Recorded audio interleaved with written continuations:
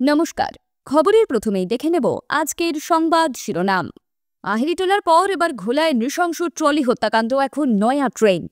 গরমে খানিক স্বস্তির খবর, শিয়ালদহ শাখা এবার এসি লোকাল ট্রেন, উত্তেজনা তুঙ্গে। ইউপিআই পরিষেবা এবার বড় বদল আনতে চলেছে national payments corporation of India বা এনপিসিআই। ইন্টারনেট বাফারিংয়ের দিন শেষ, ভারতে আসতে চলেছে নয়া প্রযুক্তি, স্যাটেলাইট ইন্টারনেট পরিষেবা। ভাড়া বৃদ্ধির আশঙ্কা দূরপাল্লার ট্রেনে। আস্ত একটা ট্রেন হাইজ্যাক, ওয়েটা থেকে পেশোয়ারা যাওয়ার সময় দুর্ঘটনা। বিধায়ক তহবিলের টাকা নয় ছয়ের অভিযোগ নওসাদ সিদ্দিকীর। বাঁধ রক্ষণাবেক্ষণ ও মেরামতির জন্য অর্থ বরাদ্দ করল সেচ দপ্তর। যুব সংগঠনে মীনাক্ষী কি একমাত্র ভরসা? যুব সংগঠনের মুখ খুঁজতে এবার হিমশিম খাচ্ছে আলিমুদ্দিন। বহিরাগত অনুপ্রবেশেই ক্যাম্পাসে ফের অশান্তি, হাইকোর্টের দ্বারস্থ যোগেশচন্দ্র চৌধুরীর ল কলেজ। প্রতিদিন সঠিক খবর সবার আগে শোনার জন্য সাবস্ক্রাইব করুন বীরভূম নিউজ টিভি চ্যানেলটিকে। আসছি বিস্তারিত খবরে। ঘোলায় ট্রলিতে দেহকাণ্ডে চাঞ্চল্যকর তথ্য উঠে এলো পুলিশের হাতে। ধৃত করুণ কর এবং কৃষ্ণপালের কাছ থেকে প্রায় ৮ লক্ষ টাকা ধার নিয়েছিলেন নিহত ব্যবসায়ী ভাগারাম দেবাসী। সেই ধারের টাকা নিয়ে টালবাহানা করছিলেন তিনি। ৮ লক্ষ টাকার জন্য পরিকল্পনা মাফিক গিরিশ পার্কের ভাড়া বাড়িতে থেকে খুন করা হয় বড়বাজারের ওই কাপড় ব্যবসায়ীকে। ধৃতদের জেরা করে এমনটাই জানতে পেরেছেন তদন্তকারীরা। পুলিশ সূত্রে খবর, পরিকল্পনা মাফিক ভাগারামের কফিতে বিষ মিশিয়ে দেন অভিযুক্তরা। অচৈতন্য হয়ে পড়তেই ধারালো অস্ত্র দিয়ে গলার নলি কেটে ব্যবসায়ীকে খুন করা হয় বলে অভিযোগ। তারপর দেহ ট্রলিতে ভরে তা নিপুণভাবে পাচারের ছক কষেছিল দুই যুবক। কিন্তু ক্যাব চালকের বুদ্ধিমত্তার জোরে বানচাল হয়ে যায় সেই ছক।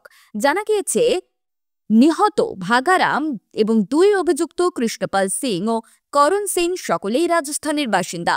ভাগারাম বড়বাজারে কাপড়ের ব্যবসা করতেন। কর্মসূত্রে গিরিশ পার্ক এলাকায় বাড়ি ভাড়া নিয়েই থাকতেন। ব্যবসায়িক সূত্রে ওই দুই যুবকের সঙ্গে পরিচয় হয় তাঁর। করণ ও কৃষ্ণপালের কাছ থেকে চুড়িদারের পিস কিনতেন ব্যবসায়ী ভাগারাম। তদন্তে উঠে এসেছে যে ধৃত দুজনের থেকে প্রায় ৮ লক্ষ টাকা ধার নিয়েছিলেন ভাগারাম। দীর্ঘদিন ধরে ধারের টাকা শোধ করছিলেন না, চাইলেও দিচ্ছিলেন না। সেই ধারের টাকাকে কেন্দ্র করে সমস্যার সূত্রপাত এবং সমস্যা এমন পর্যায়ে পৌঁছয় যে ভাড়া বাড়িতে এই ব্যবসায়ীকে খুনের ছক কষে অভিযুক্তরা। খুনের পর গোটা দিন ব্যবসা করেন করণ ও কৃষ্ণপাল। দিনের বেলায় দেহ লোপাট করতে গেলে ধরা পড়ার আশঙ্কা ছিল, তাই রাতে দেহ পাচারের পরিকল্পনা করেন অভিযুক্তরা। সেই মতো মঙ্গলবার রাতে ট্যাক্সিতে ট্রলি নিয়ে দুই যুবক পৌঁছে যান দমদমের নাগের বাজারে। সেখান থেকেই তারা একটি ক্যাব বুক করেন। খুনিদের পরিকল্পনা ছিল সেই অ্যাপ ক্যাবে করে কল্যাণী এক্সপ্রেসওয়ের নির্জন কোনো জায়গায় গিয়ে দেহটি ফেলে দেওয়া হবে। কিন্তু শেষ রক্ষা হয়নি। হাতে নাতে ধরা পড়ে যান একজন। অপর অভিযুক্ত ঘটনাস্থল থেকে পালিয়ে গেল। কয়েক ঘন্টার মধ্যেই মোবাইল টাওয়ার লোকেশন ট্র্যাক করে পুলিশ গ্রেফতার করে তাকেও। দেহ উদ্ধারের পাশাপাশি ট্রলি ব্যাগ থেকে নগদ ৬৫,০০০ টাকা এবং রক্তমাখা অস্ত্র বাজেয়াপ্ত হয়েছে। এদিকে ওই অ্যাপ ক্যাবের চালক জানিয়েছেন, কিছুদিন আগে কুমোরটুলিতে ট্রলি থেকে মহিলার দেহ উদ্ধারের ঘটনার কথা তিনি জানতে পারেন। তাই দুই যাত্রীর ট্রলি ব্যাগে কি রয়েছে তা জানতে চেয়েছিলেন, কিন্তু তার প্রশ্নের জবাব পাননি। বরং কল্যাণী এক্সপ্রেসওয়েতে তার সঙ্গে যখন তর্কাতর্কি হয় তখন অভিযুক্তরা তাকে কিছু টাকা দিয়ে মুখ বন্ধ করতে চেয়েছিলেন। তিনি তা নিতে অস্বীকার করেন। সেই সময় সেখানে উপস্থিত হয় পুলিশ। এই বিষয়ে আরও তথ্য পেতে ধৃত দুজনকে নিজেদের হেফাজতে চায় পুলিশ। বিগত বেশ কিছুটা সময় ধরে মুম্বাইতে এসি লোকাল ট্রেন যাতায়াত করছে। এবার তার ছোঁয়া খোদ শিয়ালদহতে। এবার শিয়ালদহ শাখায় লোকাল ট্রেনেও মিলবে মেট্রোর স্বাদ। সব ঠিকঠাক থাকলে দ্রুত শিয়ালদহ শাখায় দেখা যাবে এসি লোকাল ট্রেন চলতে। চেন্নাইয়ের ইন্টিগ্রাল কোচ ফ্যাক্টরিতে তৈরি হওয়া বাতানুকূল এই এসি ট্রেনে থাকবে স্লাইডিং দরজা, যাতে ঠান্ডা বাতাস বাইরে বেরিয়ে না যায়। তার জন্য মেট্রোর মতোই ট্রান্সপারেন্ট জানলা থাকবে বলে জানা গিয়েছে। উল্লেখ্য, শহরে ২০১০ সালের অক্টোবর থেকে নর্থ সাউথ রুটে প্রথম এসি মেট্রো চালু হয়। প্রায় ১৫ বছর পর এবার লোকাল ট্রেনেও মিলবে এসি।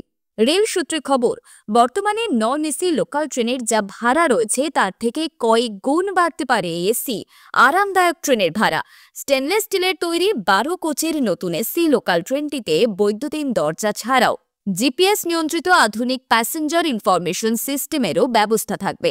যাত্রীদের বসার সিটও হবে আরামদায়ক। ওই ট্রেন ঘন্টায় ১১০ কিলোমিটার গতিতেও ছুটতে পারবে। যাত্রীদের সঙ্গে থাকা ব্যাগ বা মালপত্র বহনের জন্য এই অত্যাধুনিক এসি ট্রেনে অ্যালুমিনিয়ামের শক্তপোক্ত তাক থাকবে বলেও জানা গিয়েছে। ট্রেনটি কয়েক হাজার যাত্রী নিয়ে পরিবহনে সক্ষম। নতুন এই এসি রেক শিয়ালদহ শাখার কোন রুটে পরীক্ষামূলকভাবে যুক্ত করা হবে তা নিয়ে পরিকল্পনা চলছে বলেই রেল সূত্রে খবর। তবে গরম পড়তেই যাত্রীদের মধ্যে এসি লোকাল ট্রেনের বিষয়টি নিয়ে উত্তেজনা চরমে। তবে এসি লোকাল ট্রেন কতটা জনপ্রিয় হবে বা আদৌ হতে পারবে কিনা তা নিয়েও সংশয় রয়েছে রেল মহলের। চারিদিকে যেভাবে অনলাইন জালিয়াতি ছড়িয়ে পড়ছে তাতে নাজেহাল হচ্ছে আমজনতা। ফেক ইউপিআই অ্যাপের মাধ্যমে পেমেন্ট করছে জালিয়াতরা, আর তাতে বেসামাল সাধারণ মানুষ। সেই ফেক অ্যাপগুলিকে চিহ্নিত করে তাদের বিরুদ্ধে যেমন কড়া পদক্ষেপ নিচ্ছে national payments corporation of India বা এনপিসিআই, তেমনি ইউপিআই পরিষেবাকে আরও বেশি স্বচ্ছ করতে চলতি বছরের 1 এপ্রিল থেকে ব্যাংক লেনদেনের পরিষেবা প্রদানকারী এবং থার্ড পার্টিগুলিকে গ্রাহকদের মোবাইল নম্বর আপডেট করার নির্দেশ দিয়েছে ন্যাশনাল পেমেন্টস কর্পোরেশন। যে মোবাইল নম্বরগুলি ইউপিআইতে ব্যবহার হচ্ছে না বা বন্ধ করা হয়েছে সেগুলিকে ছেঁটে ফেলতে বলেছে এই কেন্দ্রীয় সংস্থা। চলতি বছরের 1 এপ্রিল থেকে বদলাচ্ছে ইউনিফাইড পেমেন্টস ইন্টারফেস বা ইউপিআই এর নিয়ম। ইতিমধ্যে এই সংক্রান্ত একটি বিজ্ঞপ্তি জারি করেছে national payments corporation of India, যেখানে ব্যাংকগুলিকে ইউপিআই ব্যবহারকারীদের তালিকা নিয়মিত আপডেট করতে বলা হয়েছে। পাশাপাশি ব্যাংকগুলিকে ইউপিআই এর সঙ্গে সংযোগ বিচ্ছিন্ন বা বন্ধ হয়ে যাওয়া মোবাইল নম্বরগুলিকে ছেঁটে ফেলার নির্দেশ দিয়েছে এনপিসিআই। অনলাইনে লেনদেনে গতি আনতেই পদক্ষেপ বলে জানিয়েছে কেন্দ্র। গত বছরের 16 জুলাই ইউপিআই এর ব্যবহারকে আরও বেশি সহজলভ্য এবং গতিশীল করতে বৈঠক করেন স্টিয়ারিং কমিটির সদস্যরা। সেখানে ইউপিআই এর তালিকা আপডেটের ব্যাপারে চূড়ান্ত সিদ্ধান্ত নেয় এনপিসিআই। বিজ্ঞপ্তিতে স্পষ্ট বলা হয়েছে যে মোবাইল নম্বরগুলি ইউপিআই অ্যাকাউন্ট থেকে গ্রাহকরা প্রত্যাহার করছেন, ব্যাংক এবং লেনদেন পরিষেবা প্রদানকারীদের তার তালিকা সাপ্তাহিক ভিত্তিতে আপডেট করতে হবে। চলতি বছরের 3রা মার্চ জারি হওয়া সার্কুলারে এনপিসিআই বলেছে, ব্যাংক, পিএসপি এবং থার্ড পার্টি অ্যাপ্লিকেশন প্রোভাইডাররা অব্যবহৃত মোবাইল নম্বরগুলি ছেঁটে ফেলতে ইউপিআইতে ভুলের সম্ভাবনা কমবে। তাছাড়া কোন কোন গ্রাহক এই পরিষেবা নিয়মিতভাবে ব্যবহার করছেন সেটা পরিষ্কারভাবে বোঝা যাবে। এবার ভারতের ইন্টারনেট পরিষেবায় বিপ্লব আসতে চলেছে। এলন মাস্কের সংস্থা স্টারলিংক স্যাটেলাইট ইন্টারনেট পরিষেবা এদেশে দেওয়ার জন্য ইতিমধ্যে স্পেস এক্স এর সঙ্গে গাঁটছড়া বেঁধেছে ভারতীয় এয়ারটেল। যুক্তি হচ্ছে দুই সংস্থার, যদিও কর্তৃপক্ষের অনুমোদন পাওয়া এখনও বাকি। এয়ারটেলের তরফে একটি বিজ্ঞপ্তি প্রকাশ করা হয়েছে। সেখানে বলা হয়েছে, এবার স্পেস এক্স ও এয়ারটেল একযোগে কাজ করবে। সম্ভবত এয়ারটেলই স্টারলিংকের যন্ত্রপাতি বিক্রি করবে এবং স্টারলিংকের পরিষেবাও তারাই এদেশে বিক্রি করবে। সংস্থার তরফে তাই জানানো হয়েছে। দুই সংস্থা মিলে গ্রামীণ স্কুল, স্বাস্থ্যকেন্দ্র ও প্রত্যন্ত অঞ্চলে ইন্টারনেট পৌঁছে দেবে। আগামী দিনে এয়ারটেল ও স্পেস এক্স জানিয়ে দেবে কিভাবে এয়ারটেলের নেটওয়ার্ক ব্যবহার করবে স্টারলিংকের, কিভাবে এয়ারটেলের পরিকাঠামো ব্যবহার করবে স্পেস এক্স। ভারতীয় এয়ারটেলসের ভাইস চেয়ারম্যান এবং ম্যানেজিং ডিরেক্টর গোপাল ভিত্তল এ বিষয় বলতে গিয়ে জানিয়েছেন, স্পেস এক্সের সঙ্গে জোট বেঁধে ভারতে এয়ারটেলের গ্রাহকদের স্টারলিংকের পরিষেবা দেওয়া এক গুরুত্বপূর্ণ মাইলফলক। নেক্সট জেনারেশন স্যাটেলাইট সংযোগ দিতে আমরা প্রতিশ্রুতিবদ্ধ। প্রসঙ্গত 2022 সালে মাস্কের সংস্থা ভারতে ইন্টারনেট পরিষেবা শুরুর তোড়জোড় শুরু করে। পরবর্তীতে কেন্দ্রের তরফে একটি বয়ানে বলা হয়, এখনো পর্যন্ত স্টারলিংক ভারতে পরিষেবা দেওয়ার লাইসেন্স পায়নি। এর মধ্যে ডিসেম্বরের মধ্যে 2 লক্ষ ডিভাইস ইনস্টল করে ফেলায় লক্ষ্য ছিল স্টারলিংকের। অবশেষে মিলতে চলেছে সুখবর। কিভাবে করবে কাজ এই স্টারলিংক? লোয়ার অফবিটে থাকা স্যাটেলাইটের মাধ্যমে ইন্টারনেট পরিষেবা দেয় এলন মাস্কের সংস্থা স্টারলিংক। এক্ষেত্রে টাওয়ারের কোনো বিষয় থাকে না। সরাসরি স্যাটেলাইটের মাধ্যমে গ্রাহকরা দ্রুত গতির ইন্টারনেট পরিষেবা ব্যবহার করতে পারবে, যার ফলে দুর্গম পাহাড়ি এলাকায় হোক বা ঘন জঙ্গল, নেটওয়ার্কের আর কোনো সমস্যাই হবে না। দূরপাল্লার সব রেলযাত্রার ভাড়া বৃদ্ধির আশঙ্কা। এই রাজধানী দুরন্তের মধ্যে শুধু প্রিমিয়াম নয়, টার্গেট করা হচ্ছে যাবতীয় ট্রেনের এসি কোচকে। রেলের কোষাগারের বেহাল দশা, আর তাই হাল ফেরানোর উদ্দেশ্যে ট্রেনের যাবতীয় শীততাপ নিয়ন্ত্রিত কোচেই ডায়নামিক ফেয়ার ব্যবস্থা কার্যকর করার চিন্তাভাবনা রেল দপ্তরের। সোমবার এমনই সুপারিশ করেছে রেলের স্ট্যান্ডিং কমিটি।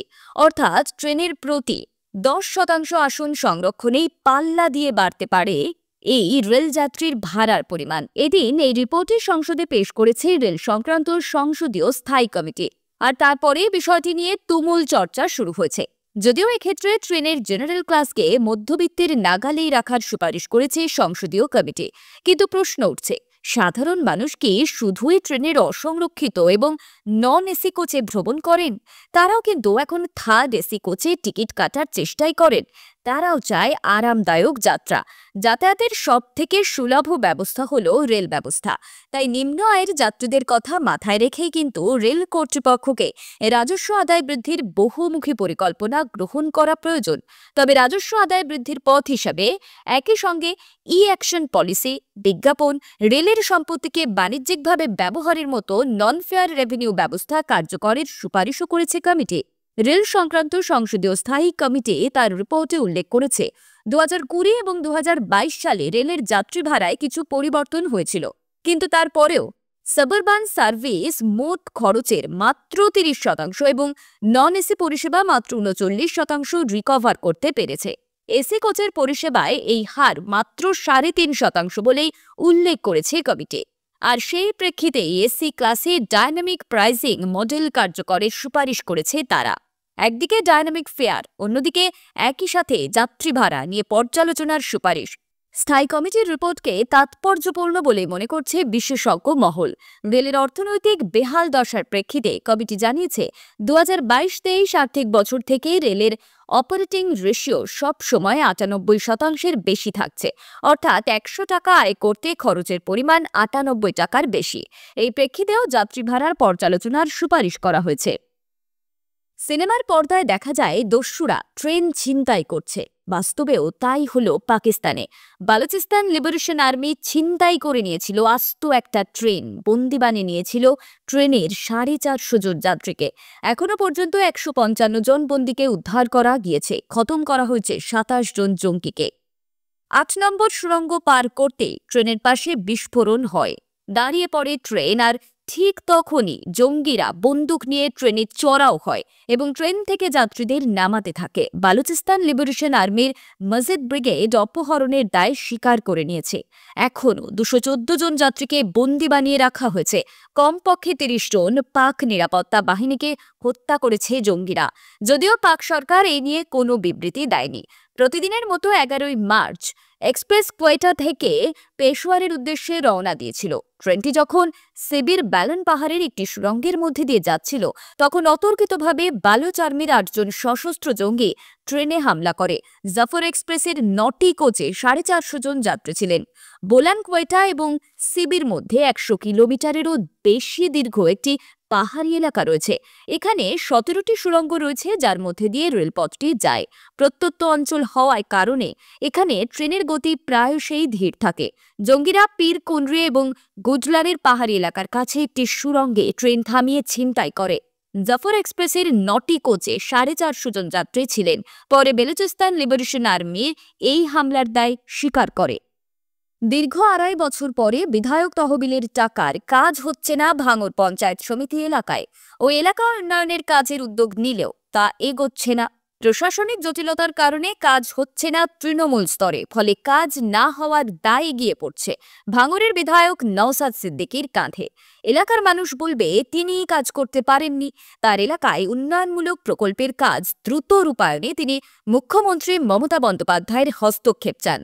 এই ব্যাপারে সোমবার নবান্নে মুখ্যমন্ত্রীর সঙ্গে সাক্ষাৎ করেন ভাঙড়ের বিধায়ক নওসাদ সিদ্দিকী। রাজনৈতিক সৌজন্যের নয়া নজির সৃষ্টি করে ভিন্ন দলের বিধায়কদের এক্ষেত্রে গাইডলাইন মেনেই কাজ করতে হবে বলে আশ্বাস দিয়েছেন মুখ্যমন্ত্রী মমতা বন্দ্যোপাধ্যায়। এদিন বিধানসভায় উল্লেখ্য পর্বে ওই বিষয়টি নিয়ে সরব হন নওসাদ সিদ্দিকী। তারপরেই এক বিধায়কের সাহায্যে মুখ্যমন্ত্রীর সঙ্গে তার সাক্ষাৎ সুনিশ্চিত হয়। বিকেলে নবান্নে প্রায় 10 মিনিট ধরে আইএসএফ চেয়ারম্যানের কথা শোনেন মুখ্যমন্ত্রী। বৈঠকের পর ভাঙড়ের বিধায়ক জানান, আমার এলাকার জন্য এলাকাবাসীর প্রয়োজন এবং কাজের কথা বলা হয়েছিল জেলা পরিকল্পনা অফিসারকে, অর্থাৎ ডিপিওকে। তার এবং অতিরিক্ত জেলা শাসকের উচিত ছিল নির্দিষ্ট সময়ের মধ্যে কাজগুলি করা, কিন্তু তা করা হয়নি। আমি উপযুক্ত সময় জায়গাতেও জানিয়েছিলাম, তাতেও কোনো সুরাহা মেলেনি। তাই শেষমেশ সর্বোচ্চ জায়গায় এসে বিষয়টি তুলে ধরলাম। নির্দিষ্ট গাইডলাইন মেনেই যাবতীয় কাজ হবে বলে মুখ্যমন্ত্রী আমাদের কথা দিয়েছেন। তবে এই সাক্ষাতের পর তার কি তৃণমূলে আসার কোনো পরিকল্পনা আছে? এই প্রশ্নে কিছুটা বিরক্তি প্রকাশ সহ তেমন সম্ভাবনা উড়িয়ে দিয়েছেন ভাঙড়ের বিধায়ক নওশাদ সিদ্দিকী। বর্ষা মরশুম শুরু হওয়ার আগেই বন্যা নিয়ন্ত্রণের জন্য জরুরি মেরামতি কাজ প্রয়োজন। সে লক্ষ্যে প্রাথমিকভাবে 150 কোটি টাকা বরাদ্দ করল সেচ দপ্তর। 2025-26 আর্থিক বছরের বাজেটে বরাদ্দ অর্থ থেকে এই টাকা দেওয়া হবে। এপ্রিল মাসে নতুন আর্থিক বছর শুরু হওয়ার সঙ্গে সঙ্গে যাতে বাঁধে রক্ষণাবেক্ষণ ও মেরামত সহ বিভিন্ন কাজ জোর কদমে শুরু করে দেওয়া যায়, তাই টাকা বরাদ্দ করার নির্দেশিকা জারি করে দিয়েছে দপ্তর। সেচ দপ্তরে কোন ডিরেক্টরেট কত টাকা করে পাবে সেটাও জানিয়ে দেওয়া হয়েছে বিজ্ঞপ্তিতে। সাউথ ডিভিশনকে সবথেকে বেশি 38 কোটি টাকা দেওয়া হয়েছে, নর্থ ডিভিশনকে দেওয়া হয়েছে 28 কোটি টাকা। বর্ষা শুরু হওয়ার অনেক আগে বাঁধ রক্ষণাবেক্ষণ ও মেরামতির কাজ শুরু করা খুবই জরুরি। দায়িত্বপ্রাপ্ত চিফ ইঞ্জিনিয়ারদের নির্দেশ দেওয়া হয়েছে। টেন্ডার প্রক্রিয়া সম্পন্ন হলেই ওয়ার্ক অর্ডার ইস্যু করতে বলা হয়েছে। বর্ষাকাল আসার আগে এপ্রিল-মে মাসে রাজ্যে ঘূর্ণিঝড় আছড়ে পড়ার আশঙ্কা থাকে, তখন অতিবৃষ্টিতে বাঁধের ক্ষতি হওয়ার আশঙ্কা থাকে। তাই বাঁধের জরুরি কাজ করতে দেরি করার কোনো ঝুঁকি দপ্তর নিচ্ছে না বলেই জানা গিয়েছে। সেচ দপ্তরের অবসরপ্রাপ্ত আধিকারিক ও কর্মী সংগঠনের প্রবীণ নেতা মনোজ চক্রবর্তী জানিয়েছেন, তাড়াতাড়ি কাজ করতে গিয়ে যাতে কোনো খামতি না হয় সেদিকেও নজর রাখা দরকার।